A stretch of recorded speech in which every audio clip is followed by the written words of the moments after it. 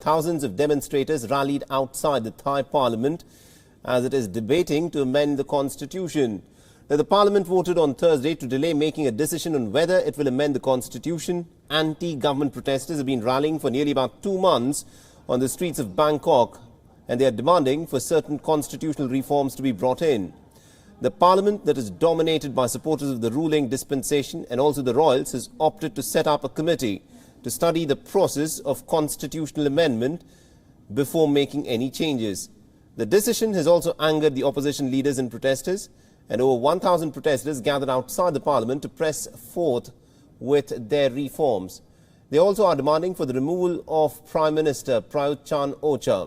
According to the demonstrators, the current constitution ensures greater powers to the Prime Minister. They've also claimed last year's election to have been rigged and disputed. ตอนนี้เขาบอกว่ามันคือประเทศประชาธิปไตยแต่เราก็รู้กันอยู่ค่ะว่าที่ผ่านมาตลอด6 ปีตั้งแต่ตอนนั้นจนตอนนี้มันเป็นระบอบอะไรกันแน่ค่ะตอนนี้คือมันเกินที่จะเยียวยาจริงๆค่ะมันต้องเปลี่ยนจริงๆค่ะเปลี่ยนได้แล้ว Now, several protests have erupted in Thailand since Prayut took power following the 2014 coup. However, the country has also witnessed one of the biggest protests in its history during the last weekend. Protesters have now called for the reduction of King Maha Vajiralongkorn's powers over state affairs. All right, now to give us more perspective in terms of what's actually playing out in Thailand, we're joined in by Phil Robertson, who is the Deputy Director of the Asia Division of the Human Rights Watch.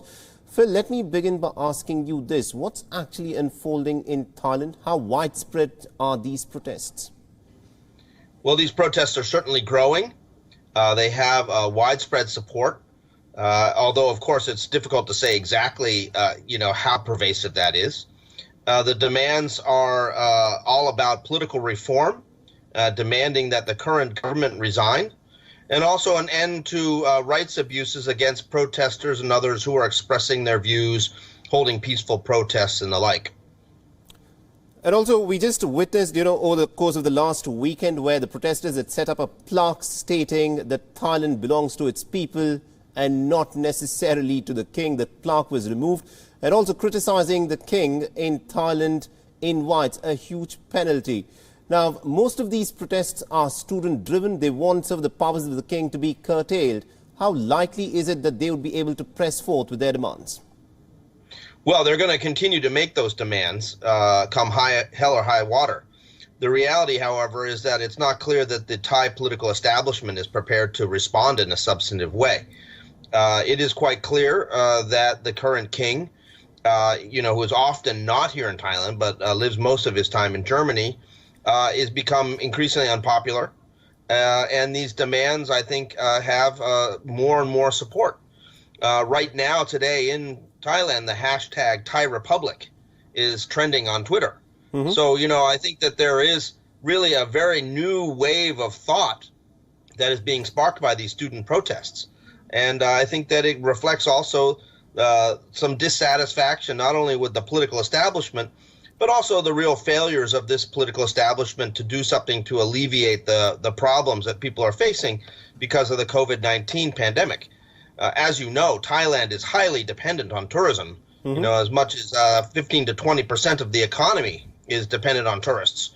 And that is all gone right now. And so people are really hurting.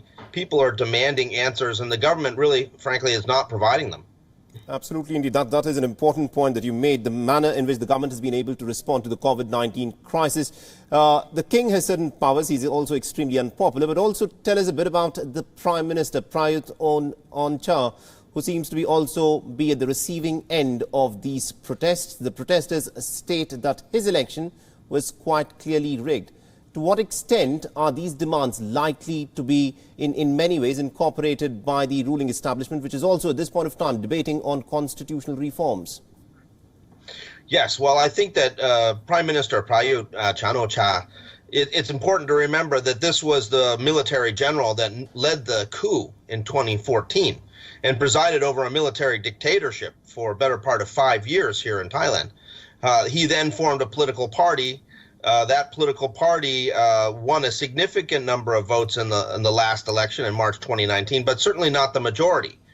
And there were games played by the Election Commission to rejigger certain formulas on proportional representation that allowed for the ruling coalition to have a majority of votes and be able to form the government, to have the first call from the king on forming the government.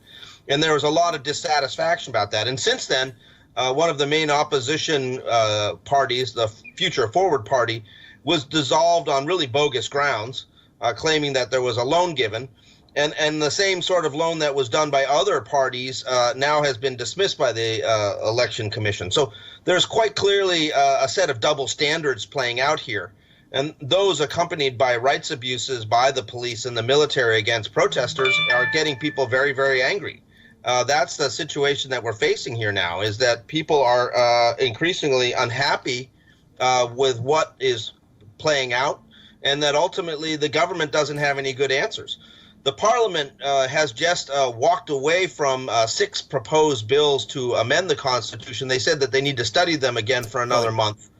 There's a lot of anger about that. There was a big crowd in front of the parliament last night yelling insults at the unelected senators and also the elected MPs as they left the parliament. If in November those resolutions fail, then there would be no permission for holding another discussion of this matter until May 2021. So it appears that the ruling establishment, despite the fact that they say that they're willing to reform the Constitution, is busy shutting that door as well. And that may cause even more anger amongst the students and other protesters on the streets. All right, so some interesting developments taking place there in Thailand. Thank you very much indeed, Phil Robertson, for joining us and giving us all those insights in terms of what is happening in the politics of Thailand. We'll, of course, continue tracking this story very closely. Thank you.